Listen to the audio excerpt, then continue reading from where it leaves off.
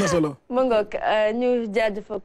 jaajëfal ko bu wér a wér et vous restez en plateau avec nous léegi ñu daal di xuus ci chronique administration avec Assane Sina.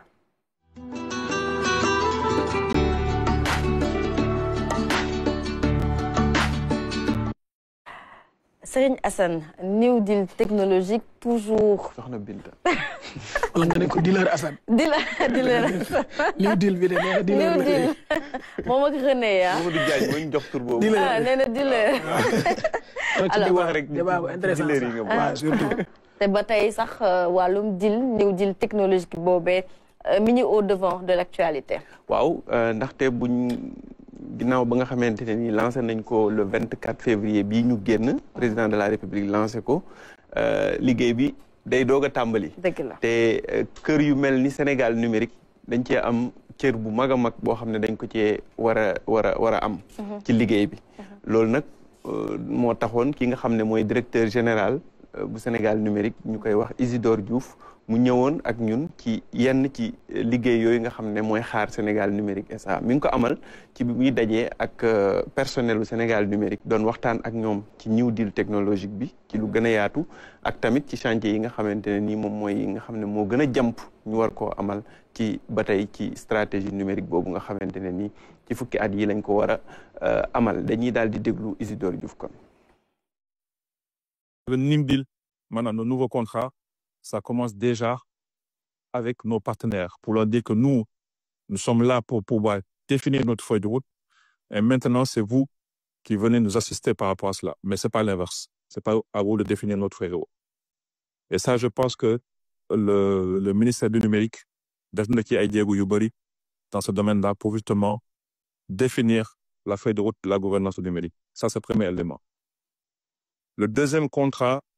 c'est vis-à-vis des Sénégalais. Parce que l'Union définie plan, c'est pour les Sénégalais. C'est pour que les Sénégalais rentrent dans une nouvelle ère numérique. Et que nous en avons la capacité. Et je pense que la présentation que nous allons voir, nous montrerons que nous avons pleinement la capacité d'être au même niveau que le Rwanda, que le Kenya. Il suffit simplement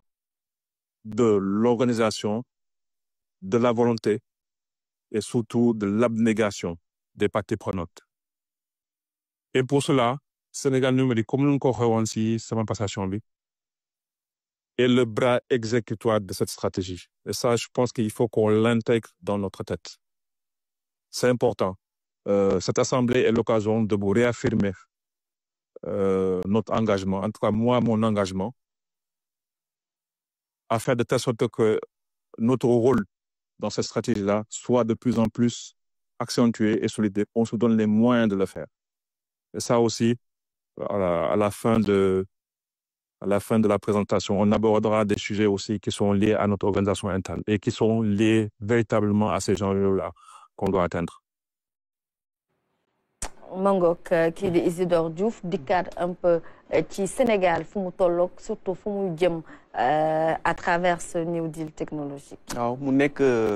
kàddu yu am solo ndax boo xoolee numérique dafa am nuñ ko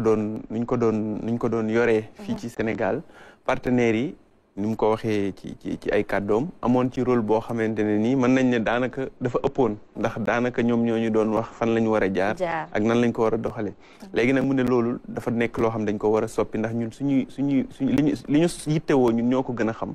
te ñun ñoo ko war a teg ci taabal ji ñoom ñu xool nuñ ciy àndeek ñun donc mu nekk orientation bu am solo boo xamante ne nii Sénégal numérique tamit war na ci am rôle bu mag a mag bu mu ciy joué loolu nag pour mu am il faut que tamit comme ni mu ko waxee rek moyens yi nga xam ne moo ci war yëpp daal di daje. loolee am na solo Abdoul Aziz Bane gis nañu gannaaw buñ ko lancé le 24 février les acteurs surtout nag suñu waxee wàllum technologie xalaat forcément Sénégal numérique mi ñuy xar tànk tubéyam noonu la ngir doxal voilà vision boobee bu chef de l'État temps yëpp ñu ko koy wax surtout di ko fàttali surtout chaque fois nag mi ngi ciy del si waat di dalal xelu sénégalais yi ci surtout njëg yeeg ak accessibilité bi ndaxte boo nekkee foog nga lemme wala nga kujaa jiyeen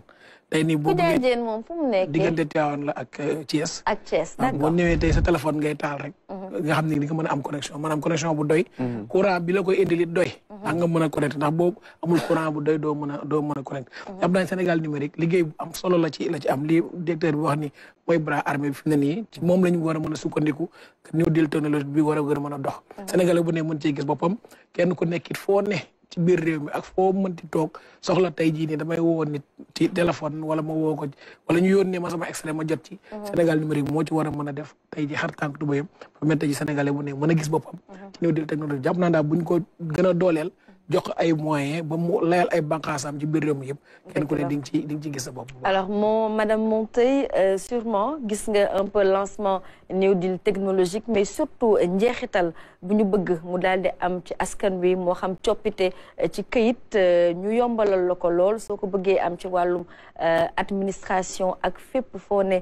ci réew mi moo xamit création d'emploi. Effectivement, bon, c'est un sujet bon, man dama ci bokk parce que première stratégie Sénégal numérique ñun dañ ci liggéey lu bëri. Basculement à la télévision numérique, on faisait partie du CNN qui vient d'être renouvelé. Donc sujet boo xam ne ni pour man mooy ëllëg pour ñëpp amatuñ moyen toog di ko werante ak di xool lan lañ war a def. Il faut que ñu dugg ci biir soobu ci mun a def li nga xamante ne mooy tax suñu doom yi retard bi moom ñu combler ko bu fi kenn waxati waxi gap bu fi il faut vraiment qu'on agisse il faut que ce soit une réalité c'est vrai que dox na nag parce que man maa ngi fàttaliku mos naa dem télé maa ngi koy seetaan keroog di wax waxi permis de conduire numérisé te léegi am na extrait de naissance yi jógee Sédhiou Sénégal numérique nga koy jëlee léegi man daaw loolu laa def donc dox na mais il faut que mu gën a ñoŋ liñ doon gént démb bañ a doon li ñuy gént tey dañoo war a gént ginnaaw suba pas suba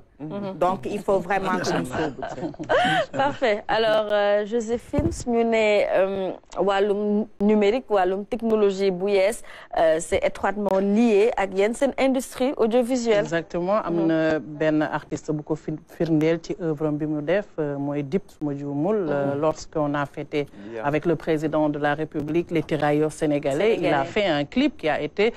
fait à travers l'intelligence artificielle donc le digital aussi c'est un monde que nous voulons bien être formés dedans parce que ça permet de nous vendre il y a le marketing digital qui permet de nous vendre il y a l'intelligence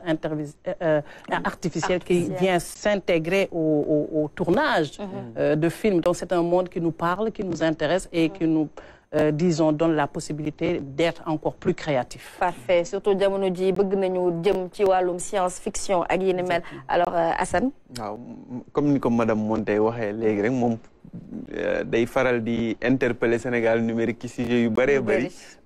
ba ma koy suivre ci X te X mooy ancien Twitter waaw sujet yoo xamante ni concerné na numérique bi wala ñu war ci indi ay leeral da nga koy gis mu mentionné Sénégal numérique laaj poser question di ci xaar ay tontu Sénégal numérique dëgg la Aziz wax na ko léegi c'est le bras exécutoire DG aussi fàttali na ko de cette stratégie là loolu nag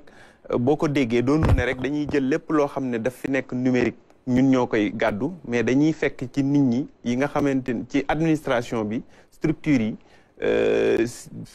anam yi ñu bëgg a doxalee seen digitalisation ñu jàppale leen ci maanaam jouer un rôle d'accélérateur comme ni ko directeur général di waxee nga xam ne numérique doonatul benn secteur boo xam ne rek dañ koy fekk fa mu nekk def ci liñ ciy def mais dafay dugg ci secteur yëpp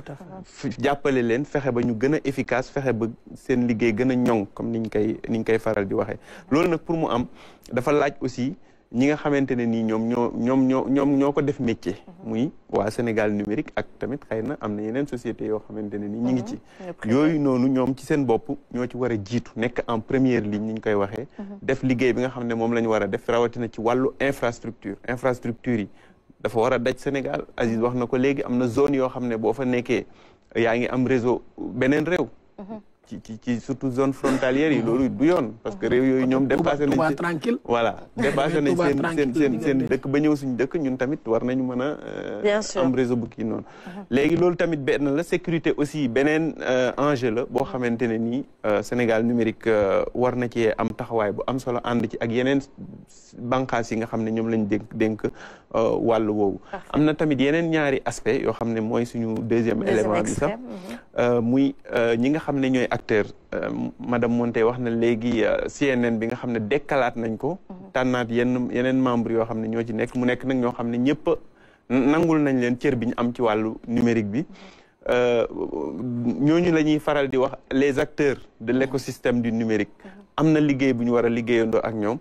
Joséphine wax na aussi intelligence artificielle léegi kenn mënatul wax numérique wala digitalisation ci jamono yi ñu toll te doo tudd intelligence artificielle ñaari fànn yooyu yëpp nag am na ay tontu yu ci directeur général bu Sénégal numérique andi ñu daal di koy déglu.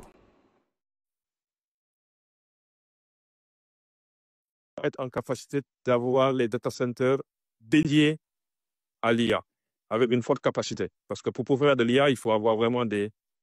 il faut faire tourner des GPU. Et ça consomme vraiment beaucoup de capacité. Nous, au regard de nos moyens, je pense que le palier Kukuba arrive à ce niveau-là, il est encore, ça va être entre guillemets à moyen terme. Mais néanmoins, je pense qu'il faut qu'on se lance dans cette stratégie de pouvoir même être en capacité de développer nous-mêmes nos modèles, en mettant en place pour nos infrastructures. Ça va prendre du temps pour y arriver. Mais surtout qu'on puisse bénéficier des modèles qui ont été faits par les GAFA, Google, NVIDIA et autres, pour les adapter et pour les mettre au service de nos besoins. Sur ce sujet-là, je pense qu'il faudra être pragmatique. C'est que le temps qu'on monte en puissance, il nous faudra investir sur le long terme, certes, mais aussi être pragmatique pour pouvoir faire les bons partenariats et faire ce qu'on appelle les quick wins pour pouvoir justement bénéficier de ces solutions-là qui sont déjà éprouvées ailleurs. Donc là, on sait que nous avons un gros potentiel au niveau du Sénégal. On a un écosystème numérique dynamique. Je ne reste pas une semaine sans avoir des propositions de la part donc des acteurs pour leur présenter les solutions. Et ça, je pense que nous devons faire un peu plus d'efforts pour justement créer des hackathons dans lesquels on pourra laisser les pépites vraiment de l'écosystème, montrer ce qu'ils savent faire. C'est comme ça qu'on les découvre, c'est comme ça qu'on les accompagne, c'est comme ça qu'on les met en relation avec les financiers pour justement faire de telle sorte que leur projet soit mis en œuvre. Mangok suñu ñaareelu extrait bu ba tey directeur bu Sénégal numérique. waaw mu noonu mu nekk kon ni ma ko waxee léegi rek cadre de gouvernance bi dafa nekk lu am solo tam ci numérique ndax bi ñu defee diagnostic ba génnee jafe-jafe yi nga xam ne moom moo taxoon xëy na fi ñu bëggoon egg ci stratégie bi egguñu fa. Gouvernance boobu daf cee fes ndax moom mooy tax ñu mën a am cohérence au lieu que ñuy am structure bu nekk muy gérer wàllu digitalisation maanaam du ci concerté wu ak kenn. dañuy fexe ba teg benn cadre boo xamante ni lépp loo xam ne dafa soxal état bi te jëm ci wàllu digitalisation day jaar ci cadre boobu bañ validé ko voilà ñu xàccandoo dóorandoo voilà xàccandoo dóorandoo mu nekk mooy cadre boobu mooy GOVNIM ak CNN boobu nga xam ne ñoom tam avis consultatif la ñuy joxe par rapport ak initiative yi nga xam ne dafa concerné wàllu digitalisation beneen aspect bi aussi mooy li nga xam ne moom la ñuy wax gestion du changement parce que changement boobu tamit dafa am yeneen acteurs yoo xamante ne nii rôle bi ñu ciy joué dafa am solo muy waa administration bi mën nga teg infrastructure yi mën nga développer application yi mën nga teg ay plateforme mais bu fekkente ne capital humain bi nekk ci ginnaaw adhéré wuñu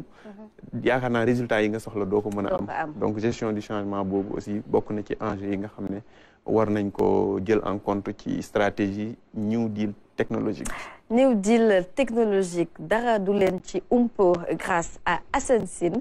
chaque semaine rek daañu ñëw topp bu baax a baax coppite wala chaque pas en tout cas yu yees yoo xamante ne daal di nañ koy teg et c'est tous les jeudis ici ci seen magazine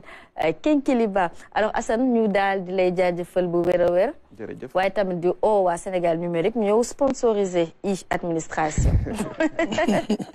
alors mbokk yi léegi ñu jàll suñu ñaareelu gan